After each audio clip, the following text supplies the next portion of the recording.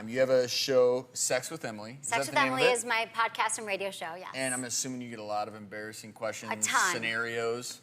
Oh, God, here's the thing. Okay, I have a question for both of you. So on my show, I had a guest on my show, and he asked me if I wanted to participate in a kissing workshop. He said, I want you to be my model for a kissing workshop. So we go to the kissing workshop, and he warns me right before he kisses me. There's an audience there, and they're watching, and he says to me, I have to warn you, I'm sitting in his office, he says, I have to warn you, I get a kind of turned on Tourette's. So when I start to kiss, I shake. And I was wondering what you think that's all about. Okay, you gotta check it out. Take a look at the clip. Let's look.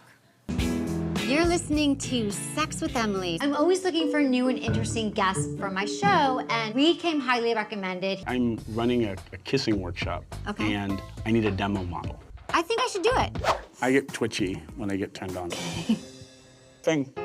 But the moment I start kissing Reed, he starts to get this kind of turned on Tourette's thing. His body is flapping all over the place. He's really twitching. Yeah, I know I really twitch. It's not a joke. Okay. Well, and, you know, we need to figure out what was going on there. So we actually have Reed. He's on Polycom. We also have Dr. Barry Komisarek, professor of psychology at Rutgers University, on the phone. He specializes in human neuroscience. I want to thank you both for being here. And, you know, we certainly are not going to, in any way, shape, or form, make fun of movement disorders, which are a very serious and real entity. This is a little different than what we're used to talking about when we talk about movement disorders. So, Reed, if you could, these twitches, they only occur when you're kissing someone or turned on? Yeah, when I get excited or feel really connected with somebody and they're getting excited, what it feels like is my energy, the excitement, there's a burst of it, and it will cause a spasm, a twitch. It does heighten pleasure, and it can, if you're feeling really stressed and tense, those kinds of releases do feel like you're letting go of tension. It's so interesting, and Dr. Komisarek, if you can hear me on the phone. Yes, I can. Do you have any ideas on what might be causing this?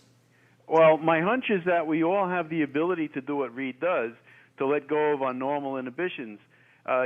Inhibition is so important that 50% of our brain is devoted to it. It normally makes it possible for us to have graceful rather than spastic movement.